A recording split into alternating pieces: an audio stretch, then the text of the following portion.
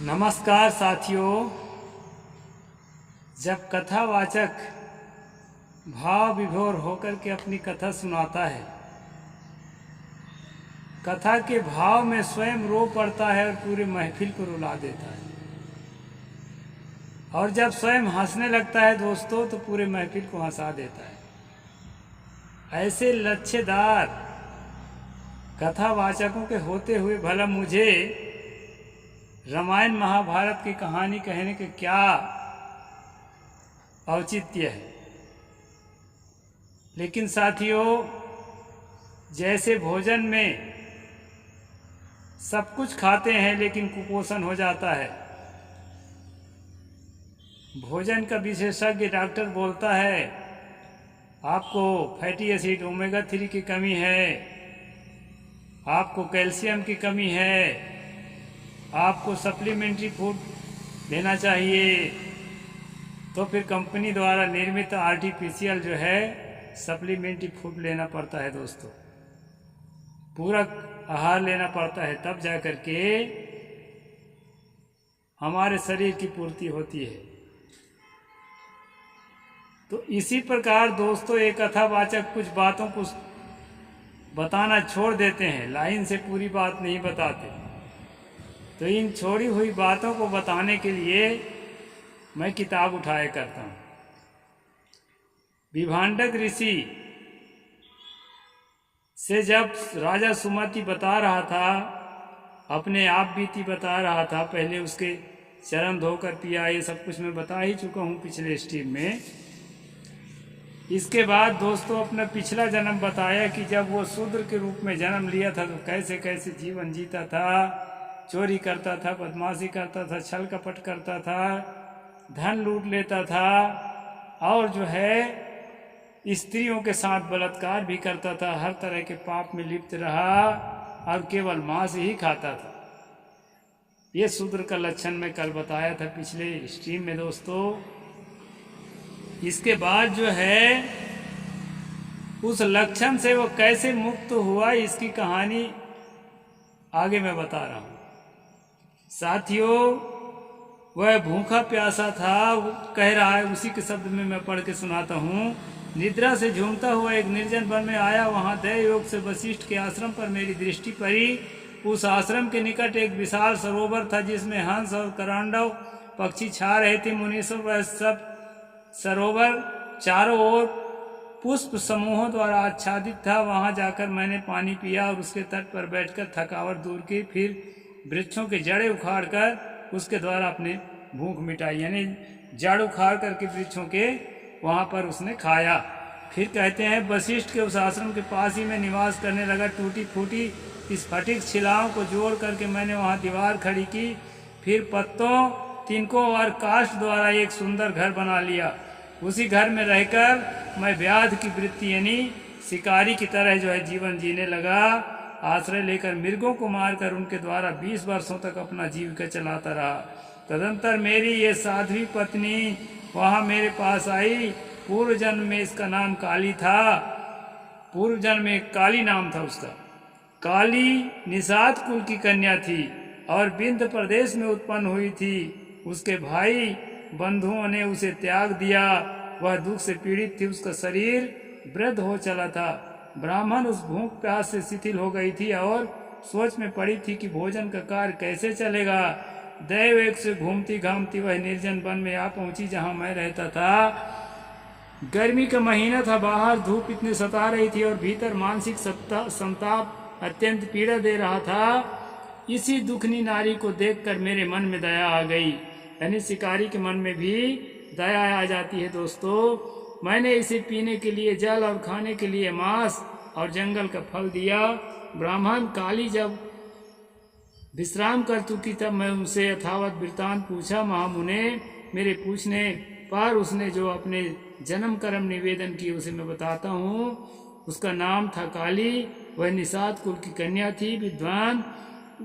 उसके पिता का नाम दंभिक या दाविक था, वह उसी की पुत्री थी और विंध्य पर्वत पर निवास करती थी। सदा दूसरों का धन चुराना और चुगली खाना ही उसका काम था। मतलब वो भी चुगलखोर थी और धन चुराया करती थी। उसकी पत्नी राजा सुमति की पत्नी अब ये अपने पिछले जन्म की बातें बता रहे हैं दोस्तों।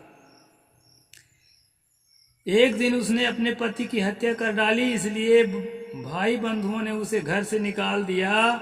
इस तरह परित्यक्ता काली उस दुर्गम एवं निर्जन वन में मेरे पास आई। उसने अपने सारी करतूत मुझे इसी रूप में बताई थी। मुझे तब वशिष्ठ जी ने उस पवित्र आश्रम के निकट और काली दोनों पति पत्नी का संबंध स्वीकार करके मांसाहार से जीवन निर्वाह करने लगे। एक दिन हम दोनों जीविका के निमित्त कुछ उद्यम करने के लिए वहां वशिष्ठ जी के आश्रम गए। महात्मन, वहां देवर्षियों का समाज जुटा हुआ था, वहीं देखकर हम लोग उधर गए थे। वहां माघ मास में प्रतिदिन ब्राह्मण लोग रामायण का पाठ करते दिखाई देते थे। ब्राह्मण लोग रामायण का पाठ करते थे, और ये तो शूद्र था और पत्नी भी शूद्र थी, निषाद जाति की थी, यहाँ बताया है। उस समय हम लोग निराहार थे और पुरुषार्थ करने में समर्थ होकर भी भूख प्यास कष्ट पा रहे थे। अतः बिना इच्छा के ही वशिष्ठ के आश्रम पर चले गए। फिर लगातार 9 दिनों तक भक्ति पूर्वक रामायण की कथा सुनने के लिए हम दोनों वहां जाते रहे मुने। उसी समय हम दोनों की मृत्यु हो गई। हमारे उस कर्म से भगवान मधुसूदन मन प्रसन्न हो गया। अतः उन्होंने हमें ले आने के लिए दूत भेजे। वे दूत हम दोनों को विमान में बिठाकर भगवान के परम पद उत्तम धाम ले गए। हम दोनों देवाधिदेव चक्रपाणी के निकट जा पहुंचे। वहां हमने जितने समय तक बड़े बड़े भोग भोगे वह बता रहे हैं, सुनिए। कोटि सहस्त्र और कोटि सतयुग तक श्री राम धाम में निवास करके हम लोग ब्रह्मलोक आए। वहां भी उतने ही समय तक रहकर इंद्रलोक आ गए। मुनि श्रेष्ठ इंद्रलोक में भी उसने उतने ही काल तक परम भोग भोगने के पश्चात हम क्रमशः पृथ्वी आ गए हैं। यहाँ भी रामायण के प्रसाद हमें अतुल संपत्ति प्राप्त हुई है। मुने, अनिच्छा से रामायण का श्रवण करने पर भी हमें ऐसा फल प्राप्त हुआ है। धर्मात्मा ने दिनों तक भक्ति भाव से रामायण की अमृतमय कथा सुनी जाए तो वह जन्म जरा मृत्यु का नाश करने वाली होती है।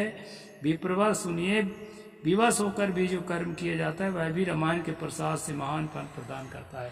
यहाँ पर साथियों खास बात इस कहानी में ये बताया गया है कि शूद्र जाति का कर्म तो गंदा होता है, ऐसा बताने का प्रयास किया है अपने पिछले जन्म के हिसाब से।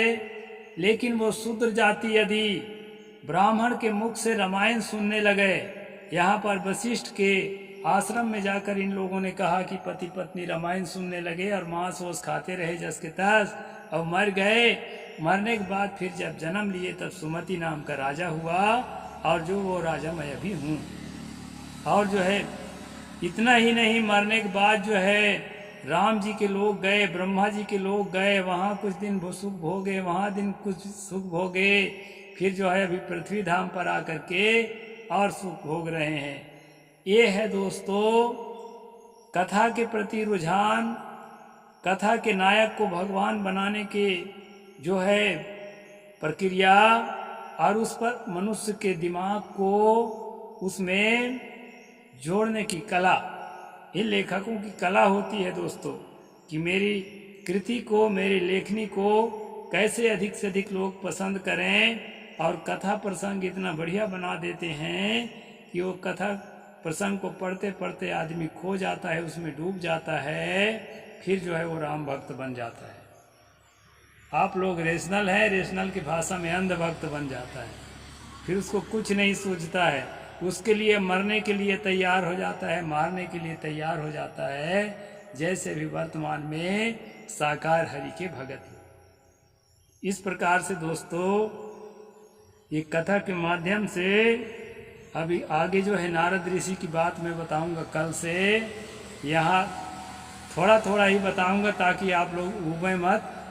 यहाँ पर खास बात बताया गया है कि काली और सुमति जो है दोनों राजा रानी बहुत ही शूद्र जन्म से क्षत्रिय जन्म में आ गए और बहुत ही सुख भोगने लगे राम कथा के प्रताप से। इस तरह से दोस्तों हमारे भोले भाले मन के लोगों को कहानी के माध्यम से बताया जाता है, और अपने वोट बैंक को मजबूत करने के लिए नेता लोग हिंदू राष्ट्र की कल्पना कराते हैं, और हिंदू राष्ट्र में ऐसे भजन करा करा के सारा दुख तुम्हारा दूर हो जाएगा, गरीबी मिट जाएगी, और बेरोजगारी मिट जाएगी और बहुत सारा फायदा हो जाएगा, रोग बीमारी मिट जाएगी। इस तरह बहुत सारे फायदे बता करके दोस्तों शिव कथा, राम कथा, कृष्ण कथा में लोगों के मन को जोड़ते हैं, ब्रेन वॉश करते हैं। इसलिए अपने बाल बच्चों को हमें जो है जितने भी तर्कशील साथी हैं, जितने भी रेशनल साथी हैं, जितने भी वैज्ञानिक सोच रखने वाले साथी हैं, खुद को और अपने बाल बच्चों को ऐसी जगह से बचाना चाहिए। इसके दृष्टि से मैं आपको ये सब कथा पढ़ करके सुनाता हूँ दोस्तों। और किसी भी प्रकार से कथा मैं अपनी ओर से नहीं बताता। ये गीता प्रेस गोरखपुर के वाल्मीकि रामायण है, इसको पढ़कर सुनाता हूँ। तो आज इतना ही। साहेब बंदगी। जय जोहार, जय भीम, जय भारत।